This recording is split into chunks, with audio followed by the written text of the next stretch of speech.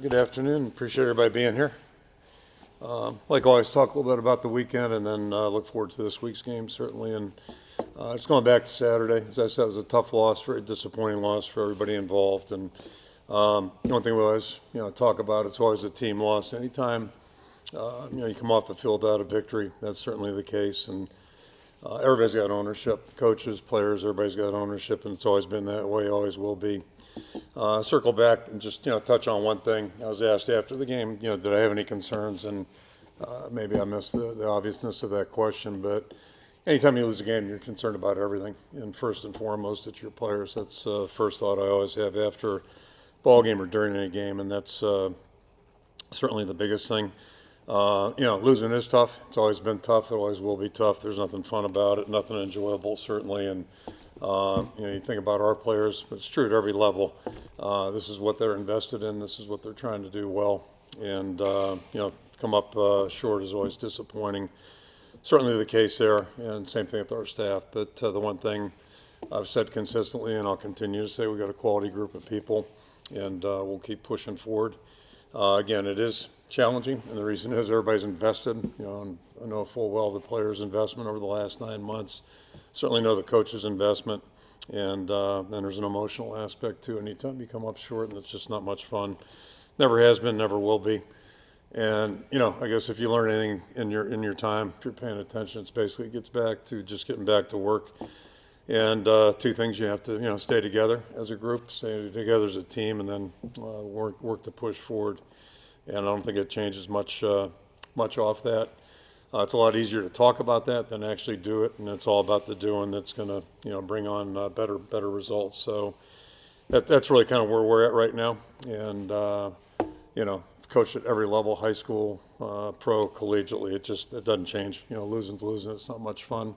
And the key thing for us right now is to work on solutions, trying to get better.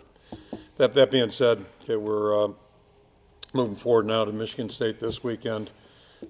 Second Big Ten game, first one at home, obviously. So, captains, same four guys there. You got Joe Evans, Jay Higgins on the defense, and then Luke Lachey, Cade McNamara offensively. Caleb will not be out there. Caleb Johnson, J.S. Patterson, they'll still be out another week at least. Michigan State comes to town. They're 2-2 football team right now, 0-1 with Big Ten record.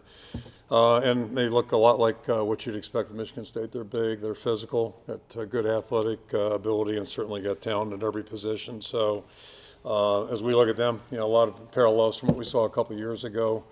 There's been a leadership change there, obviously, but I think beyond that, the coordinators are all the same. So systematically, don't expect them to change a lot, and that's what we'll try to get ready for right now. And obviously, work to get our first Big Ten win. I think both teams are certainly looking the same way in that direction. Kid captain is Wyatt Runnels. He's a 9-year-old from Cedar Rapids. He's had basically health challenges since birth, had a heart transplant at 6 months, if you can imagine that. And he's a healthy 9-year-old right now. I know he's really eager. At least I've been told he's eager to be on the field, have a chance to wave up to the hospital. We're certainly looking forward to having him with us on Saturday. And then, as Matt mentioned, really special weekend having Robert Gallery back and to see him honored. Very prestigious to be obviously selected to the National Football Foundation Hall of Fame. That's a big thing. And on top of that, to go into the Kinnick Stadium Ring of Honor, certainly just two great salutes to him, and very, very well deserved. He's one of the finest players I've ever been around, so it'd be great to have him back with us on the sideline. Expect a great crowd. It should be a great environment. It's our job right now to try to get ready here for the kickoff and see what we can do on Saturday, and I'll throw it out for questions. The offense is ranked 100th or worse in a lot of key statistics. What realistically can you do in season to kind of break this ship? Just try to get better in every phase, and there's really no magic answers, and see what we can do to just improve in each and every phase. When you evaluate the offense, what's kind of been what are the areas that you're looking at specifically in the passing game that is just not measuring up to what you want to what players want? I would still attribute part of that an obvious answer, and I've said this for a while. Our starting quarterback got injured about 5-6 weeks ago. So for him to work back, he's missed a lot of time. He missed a lot of time last year. And then to work with this team, this group, it's all everything's connected. So the more we practice, the more we do better in practice, have better execution. Hopefully, they'll show on the game field. The wide receivers have been targeted 35 times over 4 games, 14 catches.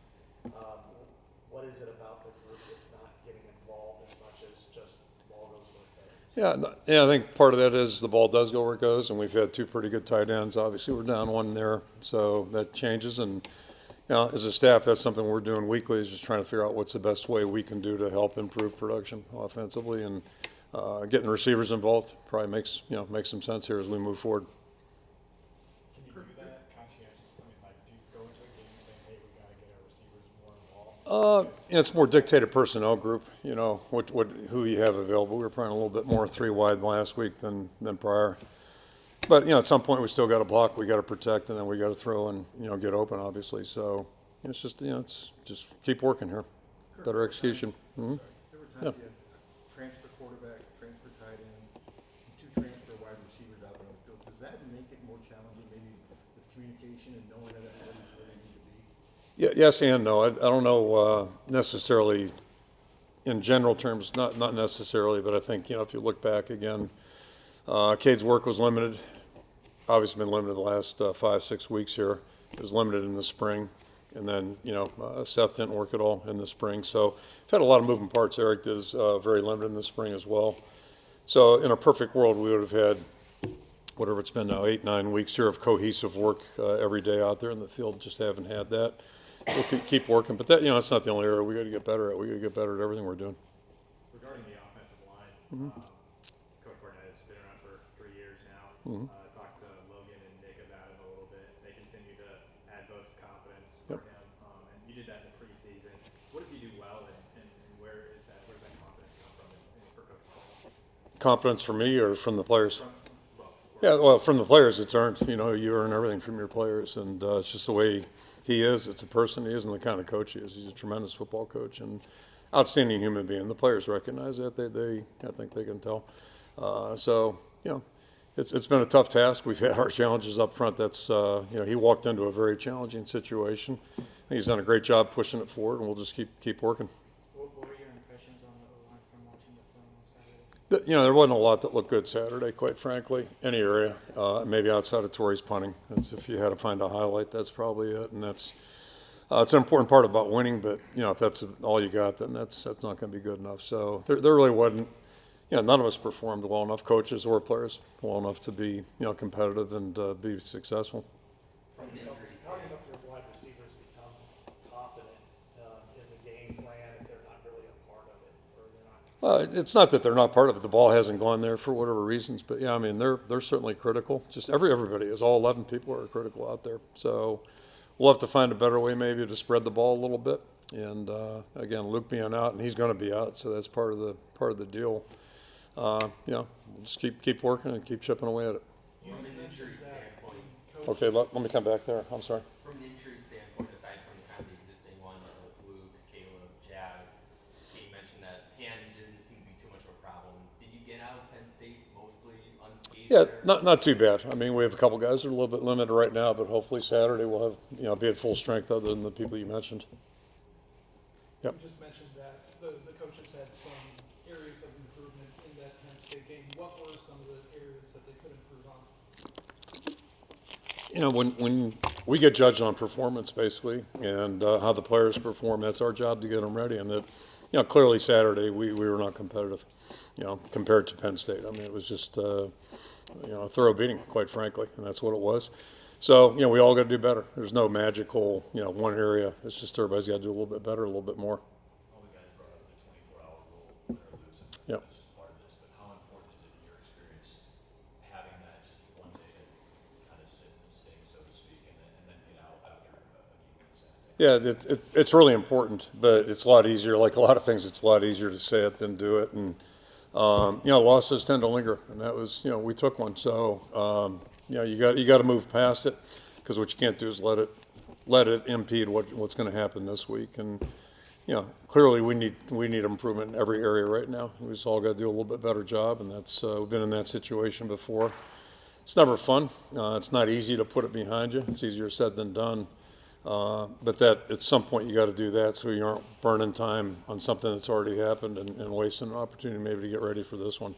When you talk about not seeing a lot encouraging from the O-line on Saturday, what do you feel like needs to change moving forward? It's not any general area. It's just, they played better than we did. It's credit to them. We knew they were a good football team, and they played an outstanding game, so credit to them. It's not one specific thing. It's just, like I said, it just pretty much across the board. We just didn't compete at the level we need to. We got a good taste of what it looks like, and now we got to try to get on the train and, get to that level. You mentioned running backs. It's about a week. Does that mean they'll be back in Purdue most likely, or is it I don't even want, we'll take it week to week, as I said a couple weeks ago. I don't think we'll know. So if they were out for the season, I'd let you know that, but that's not the case. So hopefully sooner than later. one better than It really doesn't matter. It's, we'll take whoever's ready to go. We'll take them when they get back. Yep. Back to Scott's question. Mhm. Like Saturday, Eric would almost targeted 7 times, wide receivers combined 4. Is there an imbalance in the passing play calling and bias in favor of the tight ends, or is Cade not seeing the wideouts, or just more comfortable because he knows Eric better? Yeah, I think there's always a little bit of that with every quarterback. They always have somebody they feel a little bit more comfortable with, and they obviously have played together. So I don't know if that's the entire story. That's probably part of the story. And we're going to continue to work to try to get the ball a little bit to everyone. But basically, you want to get it to where it's going to help you move the ball and score points.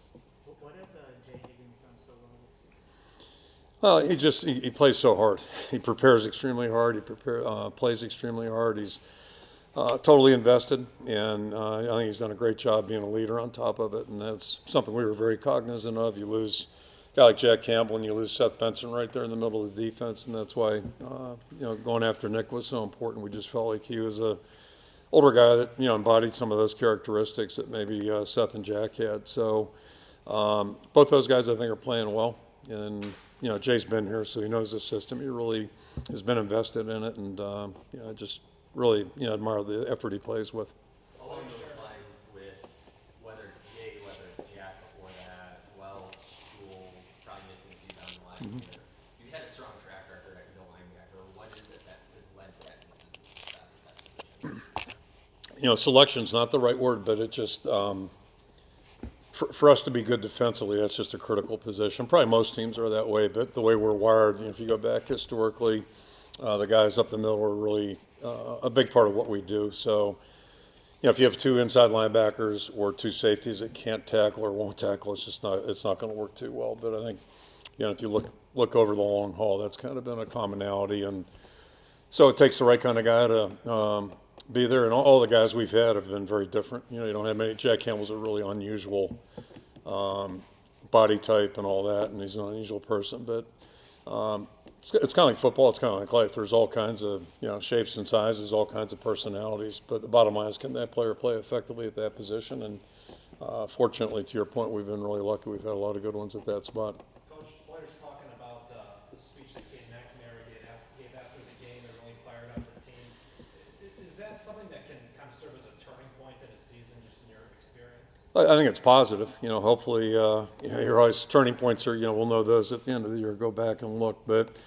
It's a positive, certainly, and that's what you hope. Everybody's thinking, everybody's feeling, and the words that he spoke were pretty much, what I jotted down in terms of what I wanted to share with the team too. So, I think we're all on the same page. I think we all know what we need to be doing and what we want to be doing. Now the trick is, can we go out and do it better week by week here? What were those words you jotted down and wanted to say? Yeah, basically, just kind of what I started out here, just at the start of the press conference. You stay together and you work for it, and that's really. What it goes, and then I think he also added, nobody wants to remember this feeling because you don't want to experience it again, and that's not to minimize anybody outside the the team framework of the team, but just again, I'll just go back. It's painful to lose. It's really painful, and the reason is these guys invest so much. It's just kind of the same thing I talk about. When a player's injured and is going to miss time, that's what players work for. That's what they live for, is that opportunity to go out and compete. And so if you can't do it, that's disappointing. And then certainly if you come up short, that's not much fun either. And it is I know the fans aren't happy. I know that everybody's not happy. believe me, the players are less happy and the coaches are less happy because this is what we do. We live it. You're playing a team this week that had a sudden coaching change. They're playing everyone in a few weeks. Is there anything to be drawn from this that maybe people in your profession are just as have feet of clay as much as anybody else? Yeah, you know, so not to make light of that, but I don't even know who it is in front of us that you just referenced. Northwestern. Okay, I got you. Okay, I did know about those two. I'm sorry. And I think, first of all, the lesson learned is don't try to anticipate how that team's going to play because Northwestern's a great example. I think everybody had them dead and buried, and they didn't get that memo for sure. So, yeah, it's a world we live in, and it started a while ago. I guess probably the one that was most prominent in my mind was USC making the change when they did last year, 2 years ago, whenever that would have been. But it's, you know, the more the world changes, I think more, you know, we're moving in that direction. We're becoming a little bit more like the NFL. This year you hit before, we got the quarterback, wide receivers, tight end, and the constant kind of over the last few years is the scheme and play caller. Has there been any discussion about altering either of those, maybe making a change of play caller to change things up for different results, or? That's not part of the plan, but every week we've done it for 24 plus years. After every game, you go back and look at what you did, what could you do better, whether it's, you know, play calling, what are our thoughts going into the game, were those types of things, how the opponent match us. And, yeah, I mean, you've been doing that for 24, 25 years, offensively, defensively, special teams. That's just part of what we do on Sundays, and then, you know, shift over to the next opponent. So, you know, I mean, yeah, we're just going to try to do better. I mean, there's really no simple answers or easy remedies. It's just a matter of execution, playing better, and you know, trying to do what our players are capable of doing a little bit better. This team has been to 3 BCS bowls or New Year's Day bowls. Us or Michigan State? Talking about us? Okay. Sorry. Yep. Mm-hmm. 02, 09, and 15. And in each of those instances, within 2 years prior, the team was really not performing at a really high level execution-wise. Mm-hmm. So you've been through improvements before. Yep. You said that there isn't really much in the way of like a magic tool or anything, but how do you get that level of execution and performance from, back up to the point where it's one of the best in the Big Ten? Again, all I can do is speak to my experiences. That's really all I know, and then my experiences are based on things I've observed. I do try to pay attention. When it comes to football stuff, there's a lot of stuff I couldn't give you any opinion on or commentary. But so yeah, the way I choose to move forward, the way I choose to make my decisions is based on what I've witnessed other people do or not do. And going back to the concept of changing coaches, I'd love to do a study on that, how well that works out. I'm thinking about a situation in the NFL probably about 40 years ago where, they went from the stern coach to the players coach, and it worked beautifully for 8 weeks, and then it was a total disaster a year later. So that's always, something that's in the back of my mind. The idea is really just to figure out, at some point you got to understand what you believe in and what you think is important in terms of core things, and then try to make your adjustments around the, around the periphery, if you will. But yeah, I think you stay the course and focus on improvement. And it's kind of what we've done. We've been in situations after 4 games where we've had a loss or 2 losses, and things turned out okay, despite as bad as it was or as hard as it was. Things turned out okay. But in that situation where it didn't turn out so well, nobody knows the answer. That's really the reality of this whole thing. So it's all about what are you going to do? All you can do is worry about today, trying to make today better, and then we'll turn the page tomorrow and try to have a great Wednesday practice, and then move from there. But to move the needle from here to there in 1 week's time, probably, it's just a matter of trying to do things a little bit better, and hopefully it'll show up on the field. Or if you look around the country, spread offenses with throwing the ball seems much more prominent nowadays versus the past. Yep. You see wide receivers put up crazy numbers, and then you go back to the wide receivers All right. in Iowa, 35 for 4 games. I guess would you have guys in that room kind of see how productive other receivers are being? How do you kind of keep that room engaged with the game plan? How do you kind of approach Yeah, I don't have the sense that they're not engaged. I think we got a great group of guys in there, and Nico's a really good football player, veteran player. Dante's had a really nice play the other day. he's healthy, and I think he's confident and feeling good. And then we've got 2 guys that are a little bit younger and developing. So, I think that room's fine.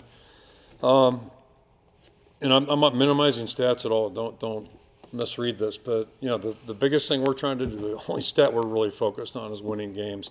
And it's not all about winning. I know it is for a lot of people, but it's not all about winning. But that's what we're trying to do each and every time we go out there. If there's a scoreboard, we're gonna try to win. And that's why why you work hard for 9 months. So that's the stat that we look at every game, every situation. What's going to give us our best chance to win, and those are decisions we'll continue to try to make as we go along. Kirk, in our world of news, artificial intelligence has been a big talking point in politics too. And it's trickled into the sports world with some of the social media videos of fake Brian Ferentz and Matt Campbell. If you've seen those videos, do you have any thoughts, comments, frustrations? Yeah, I've heard one on the radio last Wednesday, I believe. Not regarding anybody in this building, but clever, and they were almost sounded authentic. Maybe they were, for all I know. I don't know. I got some artificial intelligence in my head too, so maybe it was authentic. But it just, as we get smarter, I think sometimes we get dumber, quite frankly. I think that's one observation I'll make over the last X amount of decades. It's interesting. So, but it is clever. I mean, it's clever, entertaining, all that stuff. I mean, a lot of people must have a lot of time to do stuff. I promise you, we're not doing that stuff. When you look at, It may look like it at times, but we're not, doing that. when you look at your opponent this week, see a familiar face, how much influence do you think Mark D'Antonio will have on this program? And then secondly, the battles that you guys waged for a decade or so were as physical as any I've seen. Yeah, I mean, Mark. First of all, Mark did an outstanding job there. Just an outstanding job. You think historically about Coach Pearl's going there in '83, and then Nick showed up there, whatever it was, '95, I guess, and then Mark having the impact he had. So a lot of big wins. They had a lot of really good years. Amazingly, they ran the ball a lot, and through their tight ends, all that stuff. But the commonality, all 3 of those coaches I just mentioned believed in defense, and so the impact he'll have, I think he'll probably just give them some stability in a really, it's got to be a challenging circumstance. So, my guess is that's like his number 1 role, and then just being a good sounding board for Coach Burnett, to give him somebody to bounce some ideas off of, I think would be just invaluable. What was it like preparing for those teams and the games, some of the more legendary games in the Big Ten last 25 years? Yeah, I mean, the first one that comes to mind is '09. Just, it's a last play victory, and that kind of sums it up. Like, it was always tough, tooth and nail, and just always hard, physical. They were a really good football team, and I guess then you go to the championship game too, same story. So that's kind of the way it was, and even going back to the '80s, we had some amazing games that again went down to the last minute. So it seems like when we get together, it's going to be a tough contest. Are you worried about the amount of time defense has been on the field through 4 games, and it's 20 snaps more per game in your offense, and what can you do to fix it? Yeah, as much as anything, just to give it perspective, really, Saturday just threw. If you want to be a stat person, Saturday's going to throw everything off the books because we weren't out there on the field and couldn't get off the field. So I said earlier, outside of the punting, really wasn't a lot of good things to take from it. We didn't spend a hell of a lot of time on the film either, just for that reason. I don't think that's representative of who we are or where we're going. We'll find out. Time will tell on that one too. But I'm not. To answer your question, we'll just keep playing. Yeah. Social media is just kind of part of society now. Yeah, I've noticed that. At least I've heard about it. Let me rephrase that. I've heard about it. What are the challenges that come with having to deal with that outside negativity? And do you offer any advice to the guys of how All the time. Yeah, all the time. I'd be a fool not to acknowledge it. I don't look at it, and I don't partake in it, and but I'd be a total fool not to acknowledge it and understand the importance. I know this. I know it's important to a lot of people, and most of the people that I work with on a daily basis, especially the younger people, boy, I tell you, I know it's a huge part of their life. So, if we weren't given some advice, or at least trying to address that a little bit, and I haven't read it, and I don't know what the narrative. I think I could probably figure out what the narrative, or take a good educated guess at it. So my point there is just like you got to really consider the voices, consider the sources, and really worry about what is pertinent to your life and your job and what you're trying to accomplish here. So yeah, that's kind of what it is. Is that what you tell them? Yeah, yeah, absolutely. And it could be people that love them, but they probably don't know the whole story or every little detail, that type of thing. And how could they? Why would they? So it's there's a lot of moving parts with what we do, and I think the biggest thing is just stay focused on what we're trying to accomplish, and stay focused on trying to improve. One or two more? We've got those great battles with Mark's MSU teams. What do you remember about 2010 though, when everything swings your guys' direction? Yeah, and then they returned the favor a couple years later. Those you don't usually see coming. It's kind of like Saturday. We had a good week last week, and I felt like we were ready to go. But it didn't work out that way, and boy, I'll tell you, there's nothing fun about it. And you coach long enough, whether it's Arizona State, could cite a couple. Remember being in Pittsburgh on a Sunday night in 1995. I think we hit a slant play for 50 yards, had it called back, and that was the end of the night. Like, it was a slaughter after that, and somehow we still played. You keep going. So, yeah, just you don't see those ones coming. Sometimes that's what's crazy about sports and crazy about football. You don't always know what's going to happen, and if you're on the right side, there's nothing better. If you're on the wrong side, not so good. Is your philosophy, since you started coaching, head coach, has it changed much on how you believe the best way to win football games over the long haul? Not the emotional up and downs from it, but it seems like you stuck to your guns and you believe in the system that you. I think you have to. And again, I didn't pretend to know everything in 1999 when I got here. And I certainly don't at this point. In fact, I think most of us could tell you the more experience you get, the more you figure out, boy, there's a lot of things going on that need some clarity on. But yeah, as I said earlier, at some point you got to have some beliefs, and you continually examine those, you re-examine those, and probe and prod and all that kind of stuff. But you got to be true to something, and I think that's life in general. You got to be true to something, and all I know is what I see with our players on a daily basis, what I see with our coaching staff, and I just, I guess I'm an optimist to some degree, and history has taught me that if you just keep pushing forward, maybe some good things will happen. If you got to give yourself a chance, though, and it's just a matter of you can't worry about bad things, missteps along the way, because what we do is extremely challenging, extremely competitive, and to think we're going to skate through it undefeated, as much as we try and we want to, you always have to be prepared to deal with the opposite end of it, and it's all you can do. So you analyze it, you learn from it, and then hopefully you move on and improve from there.